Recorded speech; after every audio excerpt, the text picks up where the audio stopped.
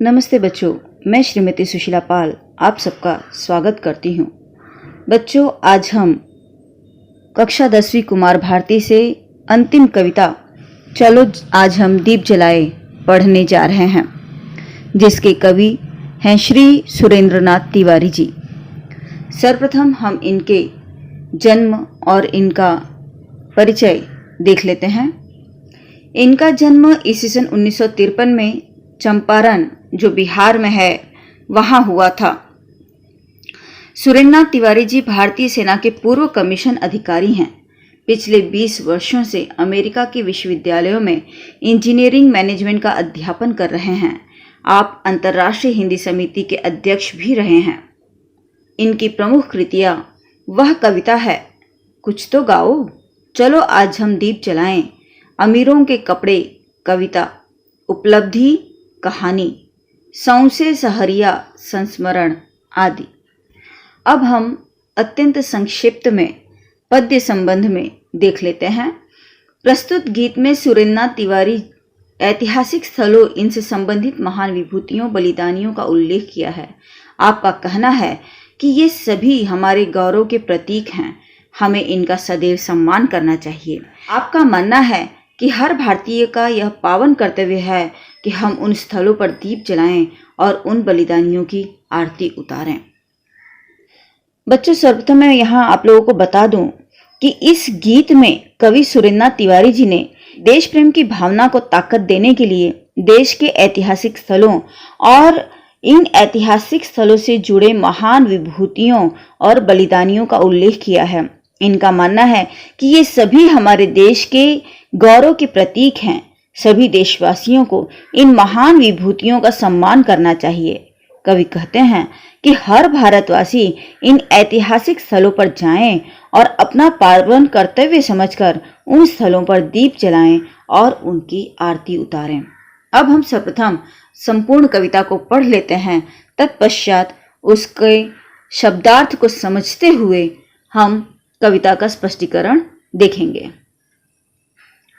भारत भूमि के वंदन हित, राष्ट्रदेव के अभिनंदन हित, जन जन में चेतना जगाएं, चलो आज हम दीप जलाएं। आजादी के उस प्रताप का रक्त गिरा था जहां जहां पर, राणा के चेतक के टापे जहां जहां थी पड़ी वहां पर, और बिलाव घास की रोटी ले भागा था जिन कुंजों में, नन्ही भूखी राजकुमारी बिलख रही थी खड़ी जहां पर, हल्दी घाटी की पड़ती पर, आजादी की उस धरती पर, चलो आज आरती सजाएं, चलो आज हम दीप जलाएं। लक्ष्मीबाई का घोड़ा था ठिठका जहां नदी के तट पर, जहां शिवाजी कैद हुए थे उस कारागृह की चौखट पर, वीर भगत सिंह की समाधि पर, अशफाक और आजाद के घर घर, कुंवर सिंह ने गलित बाह वह काटी थी जिस गंगा तट पर, राजगुरु सुखदेव मही पर, दुर्गा भाभी की देहरी पर, बिस्मिल की उस विस्मृत भू पर, और सुभाष की वीर प्रसू पर। आजादी का प्रण दोहराएं, चलो आज हम दीप जलाएं। जलियावाला की धरती पर, लहू लोहान लाल परती पर, शिशु को गोद लिए ललनाएं कट कट कर गिर गई मही पर, शीश कटा पर झुका नहीं उन शीशगंज के गुरुद्वारों पर, नन्हे शिशु छिन गए जहां उन अत्याचारी दीवारों पर, कारगिल के उन शिखरों पर जहां खून ताजा है अब भी, वीर गति को प्राप्त हुए जो हर जवान के दरवाजे पर, राष्ट्रदेव की प्राण प्रतिष्ठा में उनकी अब आरती सजाएं, चलो आज हम दीप जलाएं। अब हम कठिन शब्दों का अर्थ समझते हुए इस कविता को समझ लेते हैं। भारत भूमि के वंदन हित, वंदन अर्थात प्रणाम, स्तुति। राष्ट्रदेव के अभिनंदन हित, अभिनंदन अर्थात आनंद, स्वागत करना। जन जन में चेतना जगाएं, चलो आज हम दीप जलाएं। आजादी के उस प्रताप का रक्त गिरा था जहां जहां पर, और बिलाव घास की रोटी ले भागा था जिन कुंजों में। बिलाव अर्थात नर बिल्ली, कुंज अर्थात झुरमुट। नन्ही भूखी राजकुमारी बिलख रही थी खड़ी जहां पर, बिलखना अर्थात रोना। हल्दी घाटी की परती पर, आजादी की उस धरती पर, परती अर्थात वह बेकार जमीन जो जोती न गई हो काफी समय से। हल्दी घाटी यहाँ पर हल्दी घाटी का वर्णन किया गया है, क्योंकि वहां पर भीषण युद्ध हुआ था और हमारे देशभक्तों ने अपने प्राण गंवाए थे। इसलिए वहां पर आदर और सम्मान व्यक्त करने के लिए कवि दीप जलाने के लिए यहाँ कह रहे हैं। चलो आज आरती सजाएं, चलो आज हम दीप जलाएं। बच्चों, यहाँ यह हल्दी घाटी भारतीय इतिहास में प्रसिद्ध है। इस स्थान पर महाराणा प्रताप ने भारत मां की लाज बचाए रखने के लिए मुगल बादशाह की सेना के साथ में घनघोर युद्ध किया था, जहां पर महाराणा प्रताप जी का साथ स्थानीय भीलों ने दिया और मुगल बादशाह की सेना का नेतृत्व राजा मान सिंह ने किया था। अब हम इस कविता का अर्थ समझ लेते हैं। यहाँ कवि सुरेंद्रनाथ तिवारी जी ने भारत भूमि और भारत राष्ट्र की वंदना की है, दोनों का अभिनंदन किया है और अभिनंदन करते हुए ही वह कहते हैं कि जिन महापुरुषों ने देश के लिए त्याग किया है, हमें उन लोगों के लिए जागरूक रहना चाहिए और लोगों में भी जागरूकता लानी चाहिए। और लोगों में जागरूकता लाने के लिए ही उन महापुरुषों की याद में कवि हमें उन सभी स्थानों पर जो उनसे संबंधित है दीप जलाने की बात कह रहे हैं। कवि उन स्थानों पर दीप प्रज्वलित करना चाहते हैं जहां पर महाराणा प्रताप ने युद्ध किया था और उनका वहां रक्त गिरा था, जहां पर चेतक की टाप पड़ी थी और वन विलाव के द्वारा रोटी छीनकर भाग जाने के कारण भूखी राजकुमारी के आंसू गिरे थे। इसके अतिरिक्त हल्दी घाटी की वह जमीन जो आज खाली पड़ी है, जोती नहीं जाती, बेकार हो चुकी है, उस आजादी के धरती पर भी कवि श्री सुरेंद्रनाथ तिवारी जी दीप जलाने की और आरती सजाने की चाहत रखते हैं। लक्ष्मीबाई का घोड़ा था ठिठका जहां नदी के तट पर, ठिठका अर्थात रुका, तट अर्थात किनारा, जहां शिवाजी कैद हुए थे उस कारागृह की चौखट पर, कारागृह अर्थात जेल। यहाँ पर वर्णन किया है उस बात का तिवारी जी ने कि शिवाजी अपने बेटे संभाजी के साथ मुगल बादशाह औरंगजेब से मिलने आगरा गए थे और औरंगजेब ने शिवाजी को राजाओं के पीछे की पंक्ति में बिठाया, जिसे अपमान समझकर शिवाजी महाराज वहां से उठकर चले आए और जहां शिवाजी ठहरे हुए थे औरंगजेब ने वहीं उन्हें नजरबंद कर दिया। इस स्थान को ही यहाँ कवि ने कारागृह कहा है। चौखट अर्थात देहली। वीर भगत सिंह की समाधि पर अशफाक और आजाद के घर घर, समाधि अर्थात कब्र। कुंवर सिंह ने गलित बाह वह काटी थी जिस गंगा तट पर, गलित अर्थात सड़ा। राजगुरु सुखदेव मही पर, दुर्गा भाभी की देहरी पर, बिस्मिल की उस विस्मृत भू पर और सुभाष की वीर प्रसू पर।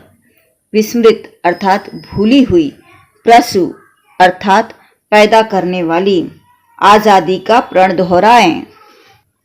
यहाँ पर कवि श्री सुरेंद्रनाथ तिवारी जी कहते हैं कि हमें उन सभी स्थानों पर दीप प्रज्वलित करना चाहिए जहां पर आजादी से संबंधित महत्वपूर्ण घटनाएं घटी हैं, जैसे जिस नदी के तट पर लक्ष्मीबाई का घोड़ा अचानक ठिठक गया था, ठहर गया था उस तट पर, और फिर शिवाजी आगरा में जिस कारागृह में कैद हुए थे उसकी चौखट पर, भगत सिंह की समाधि पर, अशफाक उल्लाह और चंद्रशेखर। यहाँ पर अशफाक को आजाद अर्थात अशफाक उल्लाह और चंद्रशेखर, आजाद की जगह सिर्फ आजाद लिखा हुआ है, तो अशफाक उल्लाह और चंद्रशेखर इन दोनों जनों का वर्णन किया है कि इनके घरों पर जहां ये रहा करते थे वहां पर, और कुंवर सिंह ने अपनी सड़ी हुई भुजा जिस स्थान पर काटकर फेंक दी थी उस गंगा तट पर भी कवि दीप जलाना चाहते हैं। राजगुरु सुखदेव मही पर, दुर्गा भाभी की देहरी पर, बिस्मिल की उस विस्मृत भू पर और सुभाष की वीर प्रसू पर आजादी का प्रण दोहराए, चलो आज हम दीप जलाएं। यहाँ पर कवि श्री सुरेंद्रनाथ तिवारी जी कहते हैं कि राजगुरु और सुखदेव की धरती पर जहां उन्होंने जन्म लिया था, जहां वह वास करते थे, वहां पर और दुर्गा भाभी की देहरी पर, बिस्मिल की उस भूली हुई धरती पर, अर्थात जहां बिस्मिल जी रहते थे, आज वह स्थान हर कोई भूल चुका है। तो उस भूली हुई धरती पर और सुभाष चंद्र बोस की वीर प्रसू पर, धरती पर, जो जहां पर सुभाष चंद्र बोस ने जन्म लिया था, ऐसे वीर धरा पर पुनः आजादी का प्रण दोहराते हुए, उनकी स्मृति को ताजा करते हुए कवि दीपक प्रज्वलित करने की बात कर रहे हैं। जलियावाला की धरती पर लहू लुहान लाल परती पर शिशु को गोद लिए ललनाएं कट कट कर गिर गई वहीं पर, शीश कटा पर झुका नहीं उस शीशगंज के गुरुद्वारों पर, नन्हे शिशु चिन गए जहां उन अत्याचारी दीवारों पर। यहाँ पर लहूलुहान शब्द का अर्थ है रक्त से रंगा हुआ, लाल रक्त से रंगा हुआ जो स्थान है उसे ही लहूलुहान कवि ने कहा है। शिशु अर्थात बच्चा, ललनाएं अर्थात महिलाएं, स्त्रियां, मही अर्थात पृथ्वी, शीश अर्थात सिर, शिखर अर्थात चोटी, कारगिल के उन शिखरों पर जहां खून ताजा है अब भी, शिखर अर्थात चोटी, वीर गति को प्राप्त हुए जो हर जवान के दरवाजे पर, वीर गति अर्थात स्वर्ग को प्राप्त।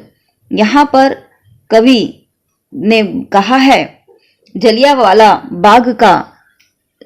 बाग शब्द देते हुए कवि ने हमें उस समय उस स्थान का स्मरण दिलाया है जहां भारत के पंजाब प्रांत के अमृतसर में स्वर्ण मंदिर के निकट जलियांवाला बाग में 13 अप्रैल ईस्वी सन 1919 को बैसाखी का दिन था, एक भयंकर हत्याकांड हुआ था।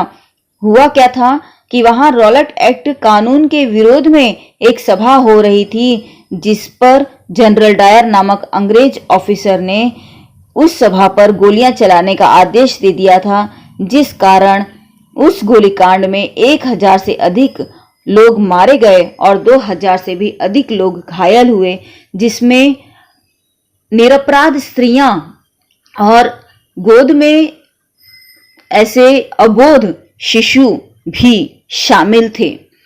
इस कारण से जलियांवाला बाग जो हत्याकांड था उसकी भर्त्सना हुई थी, लोगों ने बहुत विरोध किया था और कारगिल का नाम देते हुए कवि ने ईस्वी सन 1919 के कारगिल युद्ध का वर्णन कर दिया है, जहां पर भारत और पाकिस्तान के बीच युद्ध हुआ था और पाकिस्तानी सैनिकों ने धोखे से कारगिल के पहाड़ियों पर कब्जा कर लिया था। भारतीय सैनिकों ने पाक सैनिकों को पीछे हटने के लिए मजबूर किया और पाकिस्तानी सैनिक यथास्थिति बनाए रखने के लिए मजबूर हो गए थे। इसके बाद कवि ने यह भी बताया है कि कारगिल युद्ध में जो भारतीय सैनिक शहीद हुए हैं उन्हें श्रद्धांजलि देने के लिए और उनके प्रति सम्मान प्रकट करने के लिए कारगिल के शिखरों पर दीपक प्रज्वलित करने की बात कवि कह रहे हैं। यहाँ इन बातों का ही वर्णन करते हुए कवि जहां पर जलियांवाला बाग हत्याकांड हुआ था और गोद में बच्चों को लिए हुए महिलाएं कट कट कर गिर गई थीं, या फिर शीशगंज के गुरुद्वारों पर जहां पर लोगों ने भले ही सिर कटा दिया लेकिन अपने सिर को झुकाया नहीं, इसके अतिरिक्त उन दीवारों पर भी कवि दीपक प्रज्वलित करने की इच्छा रखते हैं जहां पर छोटे छोटे बच्चों को दीवारों में चुनवा दिया गया था। इसके अतिरिक्त कवि ने उन शिखरों की भी याद दिलाई है जहां पर हमारे सैनिक शहीद हुए थे। तो इन सभी स्थानों पर कवि श्री सुरेंद्रनाथ तिवारी जी दीपक प्रज्वलित करने की बात करते हैं ताकि लोगों के मन में उन दिनों की उन सब की याद ताजा हो सके और लोगों में राष्ट्र प्रेम की भावना का निर्माण हो सके। यहाँ कवि राष्ट्र देवता की प्राण प्रतिष्ठा के अवसर पर उनकी आरती सजाना चाहते हैं और दीपक प्रज्वलित करने की बात करते हैं। तो इस तरह से बच्चों यह कविता पूर्ण होती है। अब हम इसका प्रश्नोत्तर अत्यंत संक्षिप्त में देख लेते हैं। वैसे इस पद्य में से आकलनात्मक प्रश्न आएगा और साथ ही संदर्भ सहित भावार्थ आएगा। तो संदर्भ सहित भावार्थ मैंने जो कविता अभी अभी आप लोगों को समझाई है उस आधार पर आप लोग लिखोगे। इसके अतिरिक्त अब हम प्रश्नोत्तर देख लेते हैं। देखो बच्चों, यहाँ पर पहला प्रश्न है, हल्दी घाटी पर दीपक जलाने का ऊपर लिखा है कारण लिखिए। तो हल्दी घाटी पर कवि क्यों दीपक जलाना चाहते हैं? क्योंकि हल्दी घाटी के भीषण युद्ध में अपने प्राण गंवाने वाले वीरों के प्रति आदर और सम्मान व्यक्त करना चाहते हैं। इसके बाद है कारगिल के शिखरों पर दीपक जलाने का कारण। तो कारगिल के शिखरों पर दीपक जलाने का कारण यह है कि कवि कारगिल युद्ध में शहीद हुए भारतीय सैनिकों को श्रद्धांजलि देने और उनके प्रति सम्मान प्रकट करना चाहते हैं। बच्चों, इसके बाद यहाँ पर दूसरा प्रश्न है, जोड़ियां मिलाइए। यह कविता पढ़कर उस आधार पर आप लोग स्वयं जोड़ियां मिलाइए। अब हम प्रश्न तीसरा देखते हैं, निम्न स्थानों का महत्व 2-3 वाक्यों में बताइए। तो पहला स्थान है जलियांवाला बाग। मैंने समझाया है अभी अभी आप लोगों को। भारत के पंजाब प्रांत के अमृतसर में स्वर्ण मंदिर के निकट जलियांवाला बाग में 13 अप्रैल ईस्वी 1919 को बैसाखी के दिन भयंकर हत्याकांड हुआ था। रॉलेट एक्ट का विरोध करने के लिए एक सभा हो रही थी जिसमें जनरल डायर नामक अंग्रेज ऑफिसर ने अकारण ही उस सभा पर गोलियां चलाने का आदेश दे दिया था, जिसमें 1000 से अधिक लोग मारे गए थे और 2000 से भी अधिक लोग घायल हो गए थे। इसके बाद है हल्दी घाटी। तो हल्दी घाटी का वर्णन करते हुए आप लोग लिखोगे कि हल्दी घाटी भारतीय इतिहास में एक प्रसिद्ध स्थान है जहां पर महाराणा प्रताप ने भारत मां की लाज बचाए रखने के लिए मुगल बादशाह की सेना से युद्ध किया था और इस युद्ध में महाराणा प्रताप का साथ वहां के स्थानीय भीलों ने दिया था और मुगल बादशाह के सेना का नेतृत्व राजा मानसिंह ने किया था। अब प्रश्न चौथा है कि निम्न मुद्दों पर आधारित पद्य का विश्लेषण कीजिए। जैसा कि मैंने आप लोगों को पहले ही बताया है, पूरक पठन को छोड़कर शेष सभी कविताओं का हमें पद्य विश्लेषण तैयार करना ही है। तो यहाँ हम देखेंगे रचनाकार का नाम सुरेंद्रनाथ तिवारी, रचना की विधा गीत और पसंदीदा पंक्ति में आप लोग कुछ भी लिख सकते हो। मैं इन पंक्तियों का वर्णन करती हूँ कि शिशु को गोद लिए ललनाएं कट कट कर गिर गई वहीं पर, शीश कटा पर झुका नहीं उन शीशगंज के गुरुद्वारों पर, नन्हे शिशु चिन गए जहां उन अत्याचारी दीवारों पर। लिखती हूँ और फिर पसंद होने का कारण मैं बताती हूँ कि यहाँ पर इन पंक्तियों के माध्यम से कवि ने त्याग की पराकाष्ठा का वर्णन किया है। कवि बता रहे हैं कि माताएं अपने छोटे छोटे बच्चों को गोद में लेकर कट कर धरती पर गिर गईं। लोगों ने अपने सिर कटा दिया, अंग्रेजों के सामने अपना सर नहीं झुकाया और अंग्रेज अत्याचारियों ने छोटे छोटे बच्चों को दीवारों में चुनवा दिया। इसके बावजूद लोग हारे नहीं और उनमें देश प्रेम की भावना बरकरार रही। तो इन पंक्तियों के माध्यम से कवि हमें बताना चाहते हैं कि देश प्रेम के कारण लोगों ने बहुत बड़ा त्याग किया था। रचना से प्राप्त संदेश अथवा प्रेरणा में हम लिखेंगे कि हमें यहाँ यह प्रेरणा मिलती है कि हर व्यक्ति को उन शहीदों की याद रखनी चाहिए और उन शहीदों से प्रेरणा लेते हुए आवश्यकता पड़ने पर हमें भी शहीद होने के लिए तैयार रहना चाहिए। इसके बाद है बच्चों भावार्थ लिखिए। तो मैंने आप लोगों को समझाया है, उस आधार पर आप लोग लिखोगे। अंतिम प्रश्न है, मानवता ही सच्चा धर्म है। इस विषय पर अपने विचार लिखिए। यहाँ पर हम बताएंगे कि यह सच है कि मानवता की सेवा करना ही सच्चा धर्म है। जो व्यक्ति शिव की उपासना करना चाहता है उसे पहले उसके संतानों की और संसार के सारे जीवों की सेवा करनी चाहिए। शास्त्रों में यह स्पष्ट रूप से लिखा गया है कि ईश्वर के संतानों की सेवा करता है, जो व्यक्ति ईश्वर के संतानों की सेवा करता है वह ही भगवान के सबसे बड़े सेवक होते हैं। स्वार्थहीनता ही धर्म की कसौटी है। जो व्यक्ति मानवता की सेवा लाभ की अपेक्षा रखे बिना करता है निश्चित रूप से वही ईश्वर के निकट होता है। स्वार्थी व्यक्ति तो सेवा में भी लाभ ही देखता है। हम विभिन्न तीर्थों की यात्रा करने से अच्छा है कि हम किसी दुखी पीड़ित मानव की सेवा करें। निश्चित रूप से ईश्वर उससे ही अधिक निकट होगा। जो भगवान को दीनहीन दुर्बल में और रोगी में देखता है वास्तव में वही ईश्वर का सच्ची उपासना करता है और इसलिए यह कहना बिल्कुल सही है कि मानवता ही सच्चा धर्म है। बच्चों, यह अंतिम कविता हमारी पूर्ण हो चुकी है और उम्मीद है आप लोग यह कविता अच्छी तरह से समझ चुके हो। यदि वीडियो आप लोगों को पसंद आया है तो लाइक कीजिए, अपने मित्रों से शेयर कीजिए और अब तक यदि आपने मेरे इस चैनल को सब्सक्राइब नहीं किया है तो इसे सब्सक्राइब कीजिए और नोटिफिकेशन के बेल आइकन को प्रेस कीजिए ताकि वीडियो तुरंत आप लोगों को मिल सके और आप लोग इसका लाभ उठा सको। इसके अतिरिक्त अब हम कुछ पुनरावर्तन के भी पाठ देखेंगे। बच्चों, उम्मीद है आप लोग मेहनत से इसे पूर्ण करोगे और परीक्षा में अच्छे अंक प्राप्त करोगे। धन्यवाद।